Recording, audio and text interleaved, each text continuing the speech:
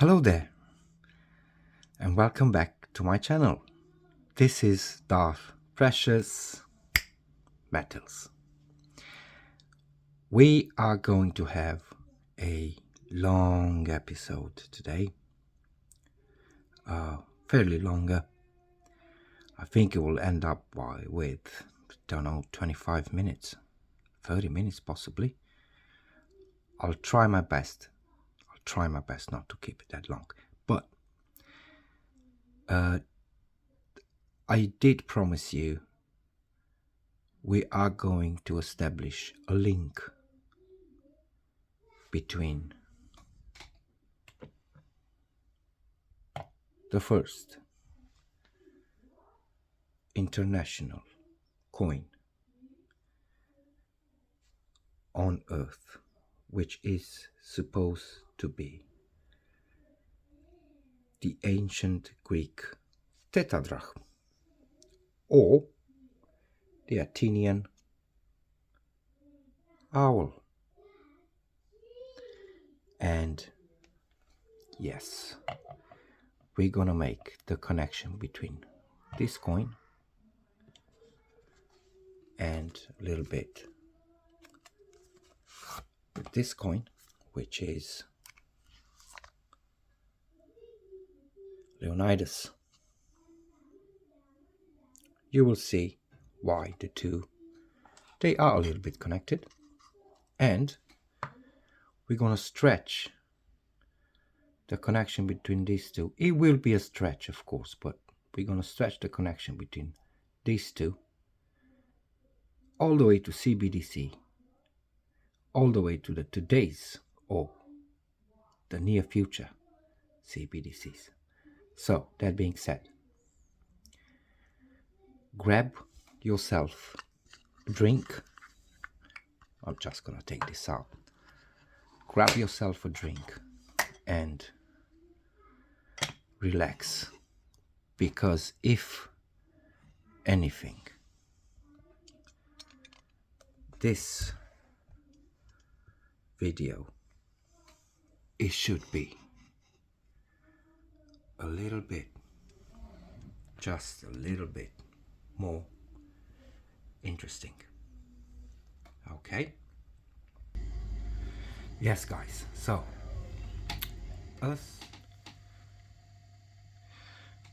yes, guys, I do need to apologize, but this episode will be quite long, so it might not be for you. You might not like it, and it's fine. It is fine. You don't have to.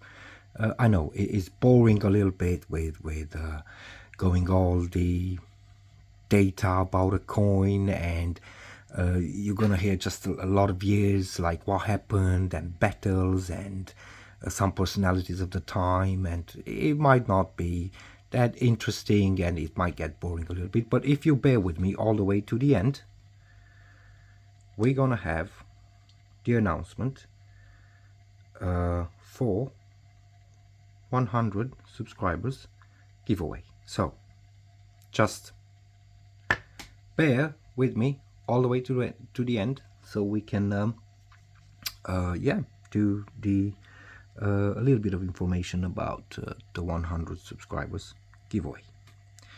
Okay, that being said, let's get on with the show. Yes, guys, so as I said, the Greek Athenian Owl is the first international trade coin. It made it out of Greece.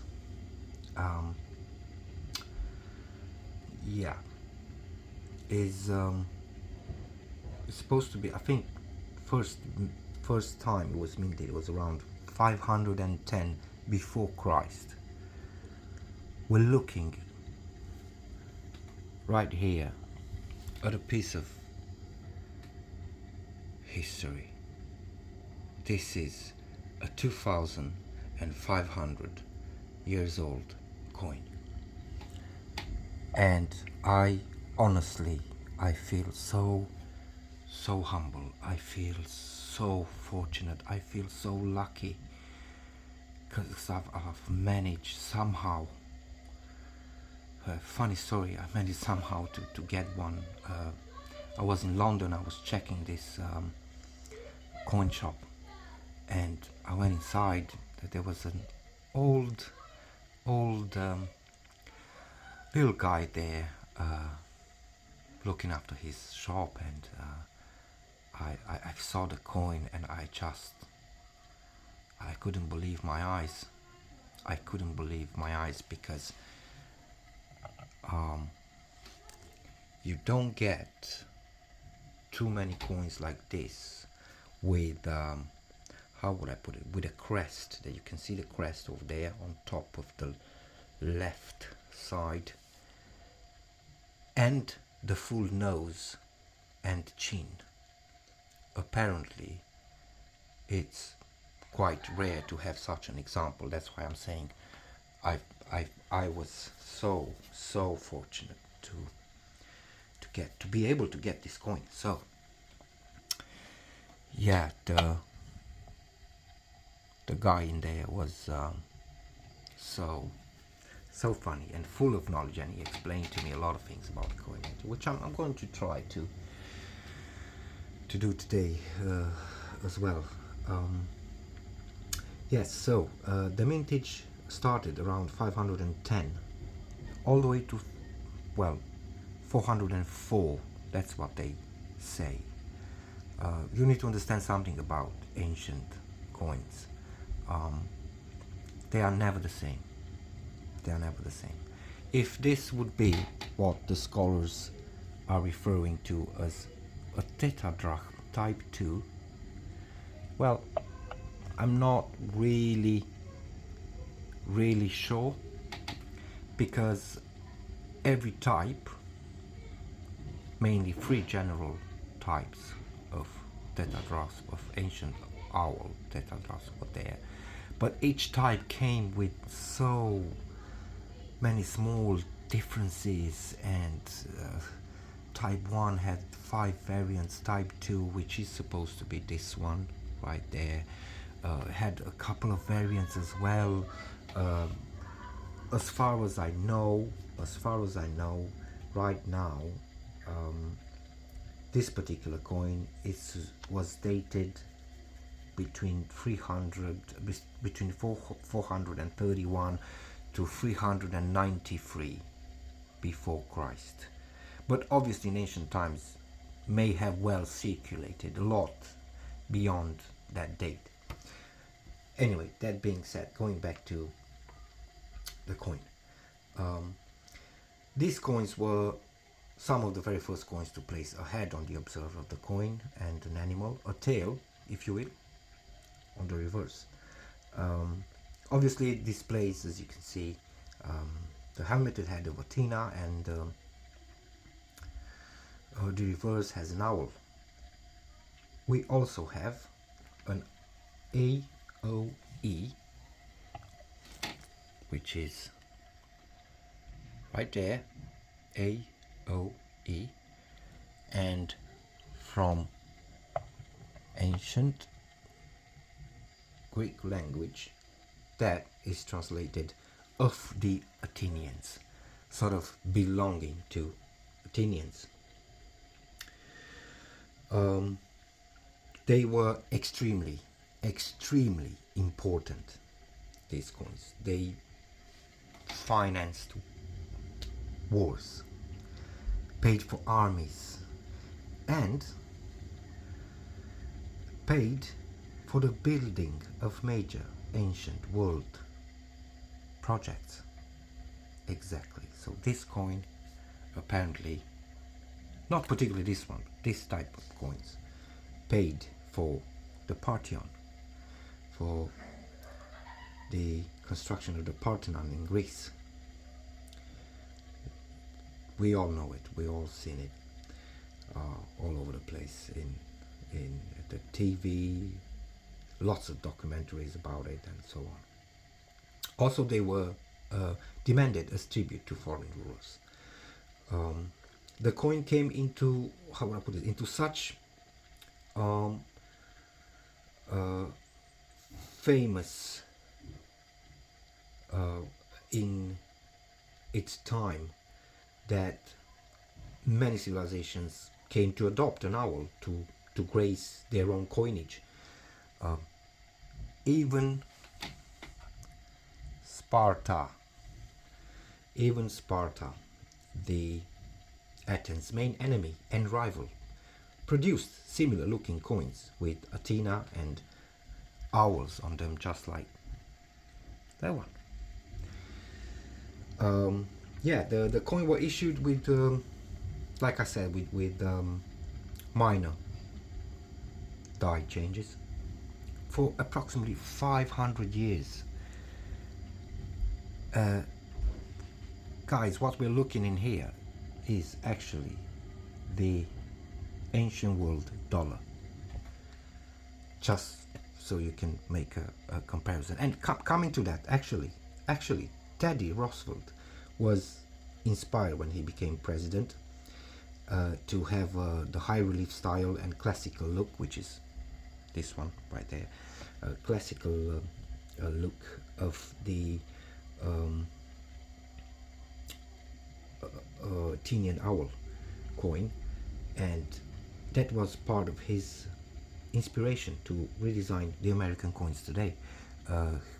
So Teddy Roosevelt actually had one of these in his pocket, apparently carrying it with him every day. Right. It really was the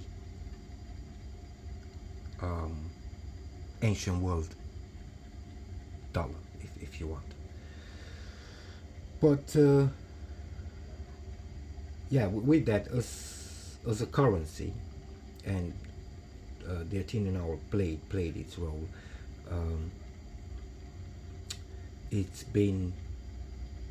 Has been a long lasting coin. None of the coinage that ever existed surpassed the long lasting period of time of the Athenian Owl coin. So yeah, that is really interesting. What could you do? What could you do with one coin like this back in, I don't know, 500 before Christ, 400 before Christ? Apparently it represents about a month.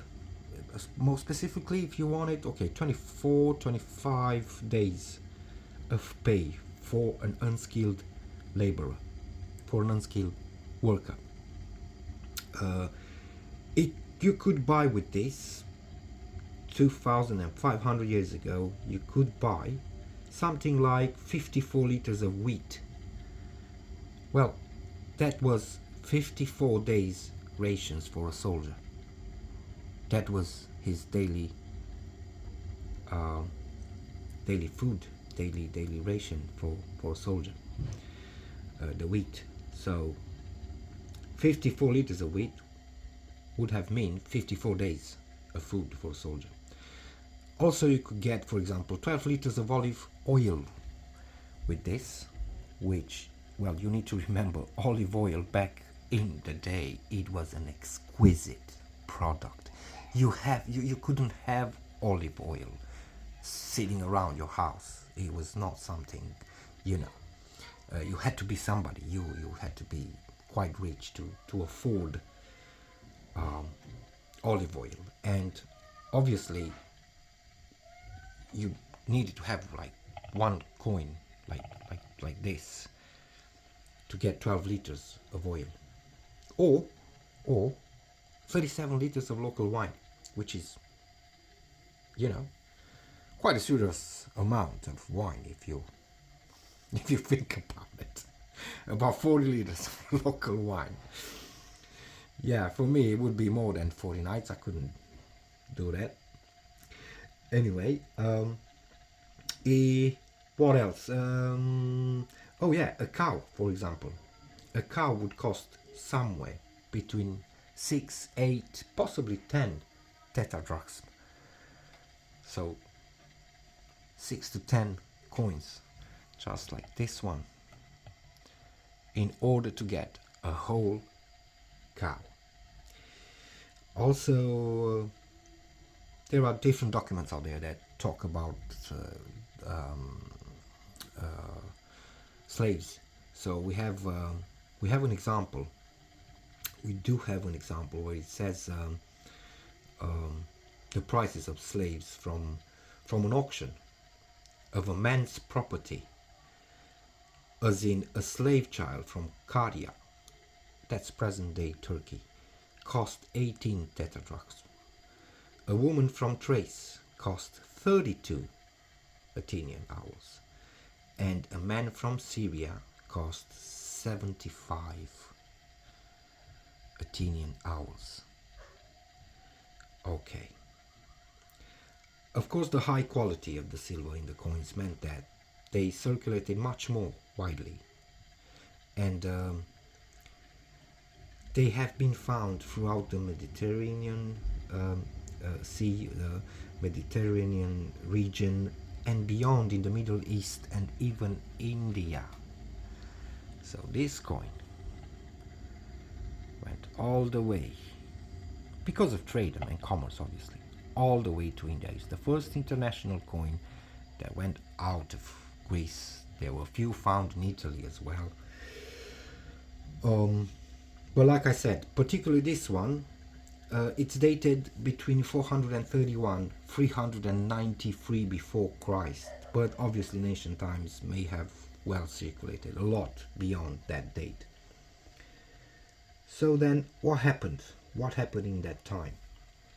We know for a fact that Athenian owls, they started minted in 510.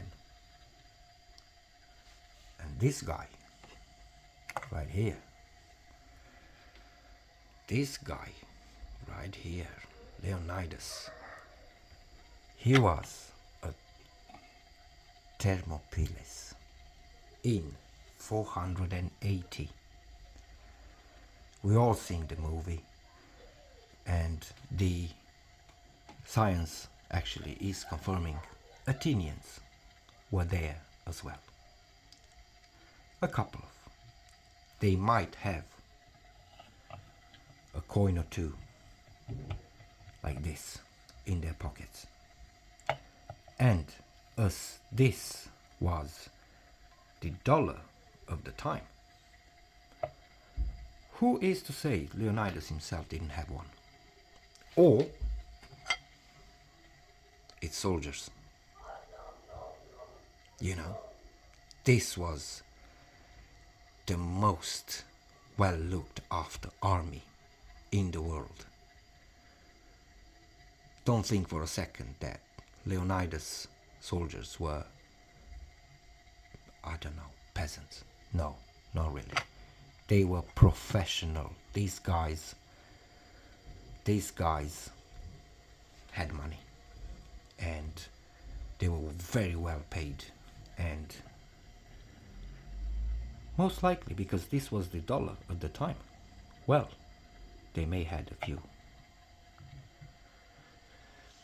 of these in their pockets. As far as I'm concerned, you know, this could have been into Leonidas' pockets straight away. Exactly this one. Nah, not really.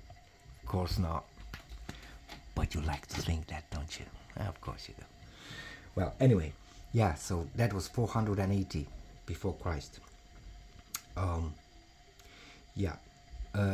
You need to understand, Thermopylae was not Leonidas alone.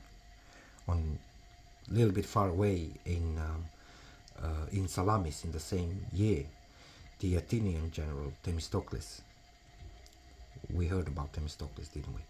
Yeah, lose the Persians into the Bay of Salamis, and Xerxes loses the battle, leaving behind a general. So crashing down the Persians was not just Sparta alone.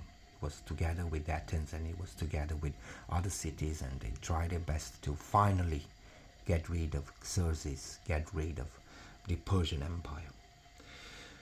Also, within the same time, because like I said, these coins were minted from 500 to 404, and obviously they might have circulated well all the way to 300 before Christ. It wouldn't be a wonder. But contemporary with this coin, we're looking at Sparta preparing to destroy Athens in 431, when the Peloponnesian War started.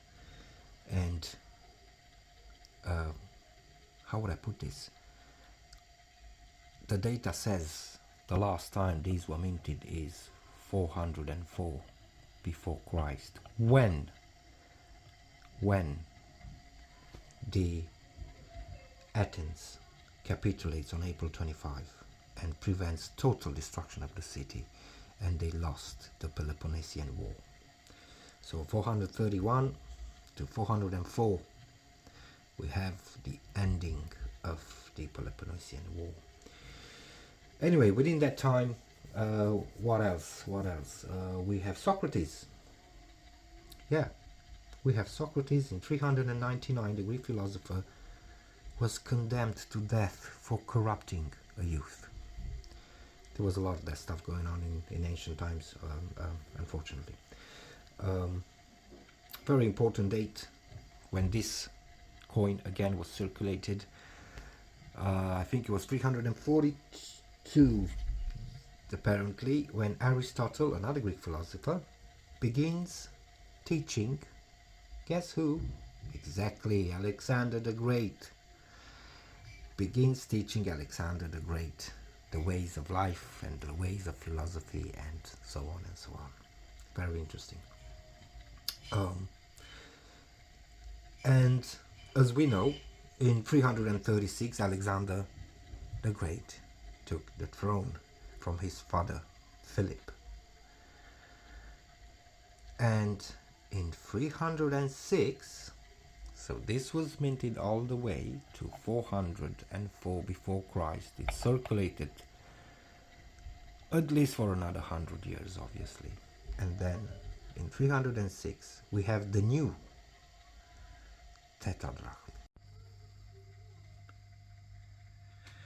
Okay, so that being said, yes, we have the new tetradrachm, the Alexander the Great tetradrachm, that started to be minted in 306 before Christ. Yeah, another very respected coin. Apologies, but as you can see, I don't have one to show you. Hopefully one day I'll get one. It's a very desirable coin, and yeah, just like these ones, just like those ones, are quite expensive. But anyway, that being said, I want you to do an imagination exercise, okay?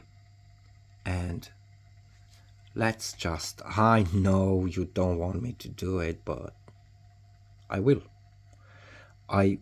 because there's no more damage than I can already do to a coin that's been 2,500 years old. So we'll take this out and just, whew. Yeah, that was nerdy. I know, I'm sorry. But I also don't care. I love this coin. It's my number one coin that I've got. Don't think I'll ever sell it. Ever. I want you to do an imagination exercise. So let's take, I don't know, the 400, what date should we take? The end of the Peloponnesian War, 431, possibly. Yeah, okay. So Think about this. This is 431, or even better, even better. I believe this coin was well circulated. It should have been, as it made it international. Considering the technologies at the time, you know, if this made it all the way to India, if this made it all the way to Turkey and so on, all the way to India and Italy and whatever, this could have been well circulated a lot of years after the last mintage in 404. Well, the official date of last mintage in 404. So yeah, this could have been there when Alexander the Great started his campaigns all the way to India, even though in 306 he had his own tetradrachm. But that doesn't mean this was not part of the world still circulating around. So imagine 1 or 2 or 5 or 10, I don't know, of his soldiers at some point getting one of these for his payment. And I want you to do an exercise, an imagination exercise. And this is in relation to CBDC. Okay?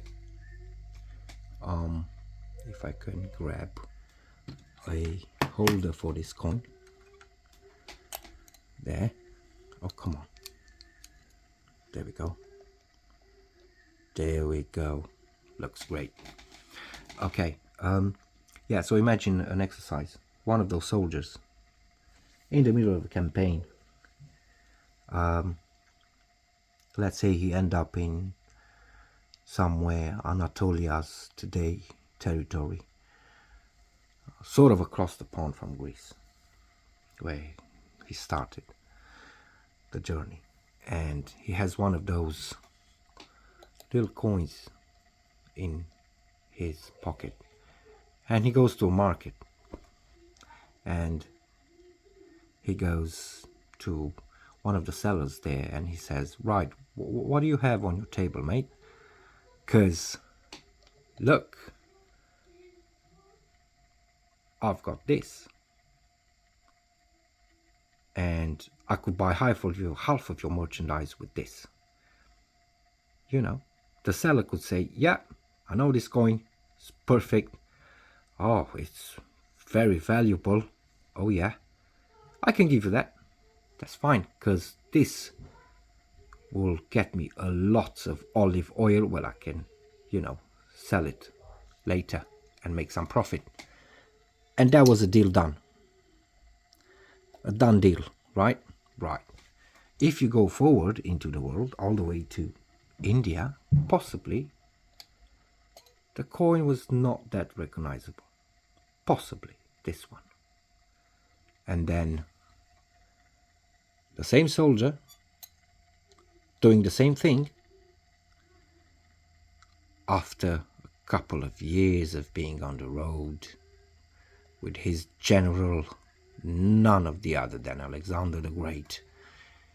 At some point he went to a market again with 1 or 2 coins of these, because he's been paid properly. So he goes in there to another merchant and says, right, I've got this coin, this one right here, and I want to buy a few things from you. But since it was not that recognizable, possibly, you know, in an area where, let's say, they were not that civilized, for example. Okay? And, well, the merchants could have said, excuse me, mate, what? You want to give me this? This? For my stuff? No, you don't. No. Listen, mate, we are doing here things a little bit different. We are exchanging. That's it. What do you want? Wheat? Well, you better have some chickens. You better have some eggs. You better have something. You better have some oil. I'll give you some wheat if you give me some oil. That's it. We're not doing. I don't know what this is, mate. I don't know. I have no idea what this is. Okay, you go away with it. I get it. You're a soldier, mate, but I do respect you, but we can't. I'm sorry, we can't do this. The closest thing I've seen to what is this? What is this metal here, mate? This is a silver, would have said the soldier. And then the merchant goes, well, if this is silver, the closest thing I've seen around here was silver shots, possibly, but I don't trust them. I need things in my hand if you want me to do this exchange. Proper things, mate. No, I don't know what silver. I don't know what's that. Yeah, I've heard about silver shots, but you say these are coins, so I don't know. This might have well be the attitude when the first time this coin went into another territory. And if that happened, the merchant went home to his family, going in and saying, hello, honey, I'm home. Hey, hi, how was your day? Oh, it was great. I got lots of things to sell and it was great. But funny thing happened. This guy came over and he just gave me like something like a silver coin. He said it's a coin and it's made out of silver. And, you know, we have the silver shots. We've seen them, but we don't have coins. I don't know. I don't trust them. I don't know what he was on about. The missus goes, what coins? What coins? Well, I don't know what coins are, you know. Oh, okay. So, there you have it. An exercise of imagination. When this went in for the first time, people might not accept it. Well, this was anywhere. That kind of situation could have been anywhere between, let's say, 510 before Christ all the way to 404, when the last tetradrachm was minted, you know. So they must have circulated all the way to 300 before Christ. So 500 to 300 before Christ, that could have been lots of actual situations where people were a bit feared about coins, about round shapes in silver, and they just wanted other stuff for their own stuff that they were selling. So 2,000 years later, more or less, we're gonna come in the same situation. We're gonna go one day at the market. Well, not me and you, but possibly our parents or grandparents will go out in a market and somebody will say, I can give you my stuff, mate, but only if you have CBDCs. Our grandparent will go, what? CBDCs? What are you talking about, mate? I have some cash. I can give you some cash? No, sorry, we don't take cash.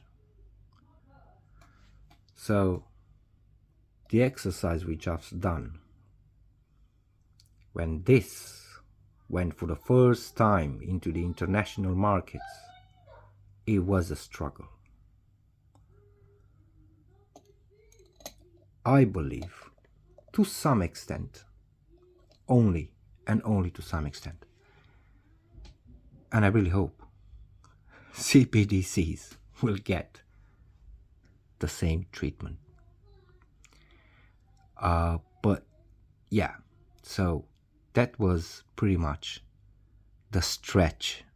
And I repeat, it's a stretch connection, but there is one between this coin, where I believe at some point was part of these people pockets, must have been, because the coin was the international dollar at the time, this one right there. And then towards 2000 years later, because it was feared and people didn't know at the beginning about it until it became very famous, the connection with the CBDCs, which hope they will get the same treatment, just as this coin got it when it made it, for example, in the first instance in today's Turkey or today's India. Yeah, brilliant, guys. Thank you very much. A way too long episode, I know. I've been rambled about, but it is one of the greatest coins out there. This talks about our world. This talks about our culture. This talks about the start. And it tells us a few things about the end as well. So, because this coin has its end, didn't it? So, apparently now we are heading there with our fiat currency. We're going into an end towards the CBDCs. We're going to have a proper discussion about that at some point. But anyway, guys, thank you very much for having the patience, which I think it was at some point quite, painful. But I think it was important to talk about this little coin right here. So, thank you very much. And as I promised, is the end of the video. So we are going to give this little pesca bar, which is 1 Oz 2021, is the first edition of the pesca bars, when we hit 100 subscribers. Okay, and more info on that, it will come in the next couple of episodes. That being said, thank you very much for watching. Thank you very much for supporting. I hope you really enjoyed this little bit boring episode, but I think it is important to talk about stuff like this. And don't forget, like, share, subscribe for more of the Darth precious metals. And remember, of course, may the stack be with you always.